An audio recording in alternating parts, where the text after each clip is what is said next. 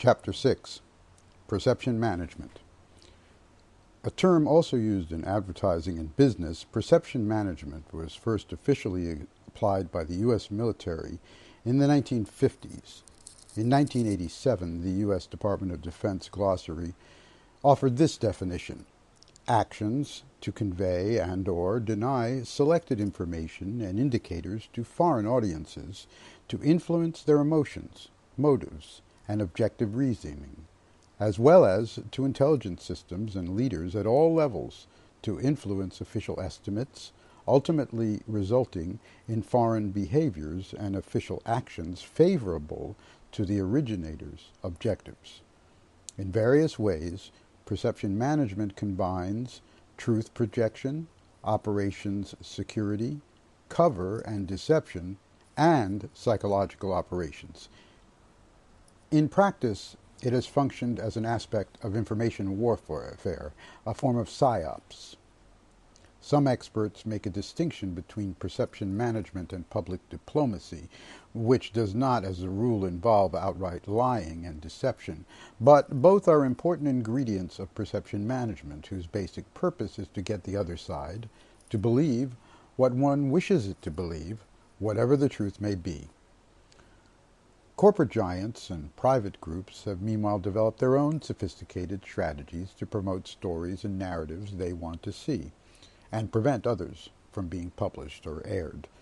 The result is that perception management has evolved into a multifaceted form of social engineering. Some common tactics include confusing facts and rumors. This type of black propaganda often results from the ability of the sources to exploit their access to warp coverage. But some influential journalists and media personalities don't need sources to prevent spurious claims. Others serve up blatant deceptions. This is easier on TV and radio, where rumors spread rapidly and professional standards are lower. Misplacing the blame. This tactic involves the shifting of responsibility for misdeeds. If an enemy is involved, the wording is usually unequivocal and the placement prominent. But if the accused is an ally or a friend, for the moment, the phrasing gets fuzzy and the story is played down. Rationalizing omissions and mistakes. Omission is the easiest option, but when that isn't possible and mistakes are exposed, they are often handled with slippery qualifications rather than straightforward apology. Even solid evidence can be obfuscated by gatekeepers, the editors and owners, sometimes in collusion with outside interests. Spin control. These days, spin often involves weaponizing cherry-picked facts, a form of white propaganda. But it isn't a new tactic, since the truth isn't always obvious. How stories are framed and what facts are stressed to create a narrative can have an enormous impact. In some cases, the spin is secretly financed by governments. Choosing convenient targets. Having a designated villain means never having to say you're sorry. They rarely generate sympathy, just demonization. In the late 1990s, for example, the press screamed about Saddam's WMDs supposedly hidden in 83 palaces. No proof was needed. When Iraq agreed to admit inspectors, the number was reduced to 8 palaces. Later, 7 of those became guest residences. Still no weapons. Was there a retraction at any point? Hardly. It was Saddam, after all. Hiding and shielding hidden agendas. The obvious way to deal with inconvenient stories or relationships is to make believe they don't exist, or call them conspiracy theories. Most reporters are instinctively skeptical about such things, especially if the theory raises questions about media coverage or their relationship with sources. Protecting relationships. Doing the right thing as a journalist can be complicated by employment constraints and commercial imperatives. Although often denied, reporting is frequently influenced by private relationships with sources, combined with a tendency toward self-censorship if the revelations defy accepted thinking. Embracing or reinforcing assumptions. Noam Chomsky put it this way: the point is not that the journalists or commentators are dishonest, Rather, unless they happen to conform to the institutional requirements, they will find no place in the corporate media. Most also embrace the assumptions of free enterprise capitalism, of course. After all, they mesh well with the basic conceit of the profession that the job is to dispassionately inform in a free marketplace of ideas.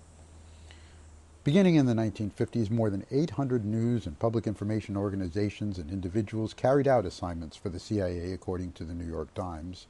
The Pentagon sent undercover U.S. journalists to Russia and Eastern Europe to write pro-American articles for local media outlets. A similar situation occurred in Iraq in 2005 when the U.S. military covertly paid Iraqi newspapermen to print stories written by U.S. soldiers. The stories were geared toward enhancing the appearance of the U.S. mission in Iraq. By the mid-1980s, CIA Director Bill Casey took the practice to the next level and organized covert public diplomacy apparatus designed to sell a product, counterinsurgency in Central America, while simultaneously stoking fears of communism, the Sandinistas, Gaddafi, and others. Sometimes this involved so-called white propaganda, true but slanted articles, secretly financed by the government. But they also went black, pushing false storylines.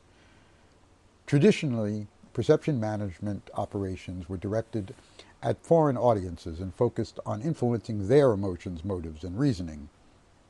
But during George H.W. Bush's administration, the scope expanded to include domestic disinformation using the CIA's Public Affairs Office. This operation was charged with turning failures into successes by persuading reporters to postpone, change, hold, or even scrap stories that could have adversely affected national security interests. The Clinton approach, outlined in Directive 68, was known as International Public Information System. Again, no distinction was made between what could be done abroad and at home. One strategy turned out to be inserting PSYOPs, short for Psychological Operations Specialists, into newsrooms. In February 2000, a Dutch journalist revealed that CNN and the Army had agreed to do precisely that in the Atlanta headquarters. Once you realize that managing perceptions is standard procedure, news can have a different meaning.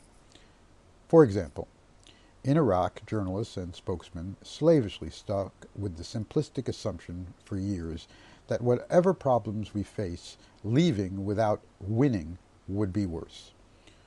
Or they employed spin control, headlining a January 2004 USA Today story, "Attacks down 22% since Saddam's capture." The number of troops killed actually went up 40% during that period, but military sources shifted the focus to the number of incidents. Or they just fabricated the news from the al-Qaeda Saddam link to WMDs, and when something went wrong, misplaced the blame. So when photos of soldiers humiliating Iraqi prisoners came to light, the first line of defense was to label it an aberration, people operating outside the chain of command, and ignore the reality. Summing up, the U.S. government uses perception management and fake news to promote the false belief that weapons of mass destruction were indeed being manufactured in Iraq and that Iraq had aided and assisted al-Qaeda extremists responsible for the September 11th attacks. These so-called facts were a big part of the government's justification for invading Iraq and beginning the war.